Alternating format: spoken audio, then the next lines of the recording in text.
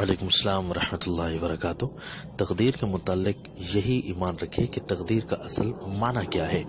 تقدیر کا معنی ہے علم الہی، یعنی علم الہی سے کنایا، ہم کہیں اللہ کا علم یا ہم کہیں تقدیر، دونوں ایک چیزیں ہیں۔ علم الہی سے چونکہ کنایا ہے نا، تو اب بس پکی ہو گئی بات کہ کسی کا علم کسی کو کچھ کرنے پر مجبور نہیں کرتا۔ مثلا آپ چھت پر بیٹھے اور نیچے چھلانگ لگائیں تو میرا علم یہ ہے کہ آپ نیچے گریں گے تو آپ کو چوٹ لگے گی، لہذا اب آپ گرے تو آپ کو چوٹ لگی، تو کس وجہ سے لگی؟ میرے علم کی وجہ سے، یعنی میرے جاننے کی وجہ سے، یا آپ کو اپنے گرنے کی وجہ سے؟ یقیناً آپ کو گرنے کی وجہ سے۔ یہ الگ بات ہے کہ میں جانتا تھا اس بات کو کہ آپ گریں گے تو چوٹ، یہ تو ہمارا علم ہے۔ بے عین ہی جو اللہ تعالیٰ کا علم ہے اس کی وجہ سے کوئی بندہ مجبور نہیں ہوتا کہ مثلا کسی نے کفر کیا تو تقدیر میں لکھا تھا، تقدیر میں لکھا کا مطلب یہ ہے کہ اللہ کے علم میں تھا کہ کفر کرے گا، لیکن اللہ نے اس کو اپنا اختیار بھی دے رکھا تھا کہ تیری مرضی ہے تو تو کر، تیری مرضی ہے تو تو بچ جا۔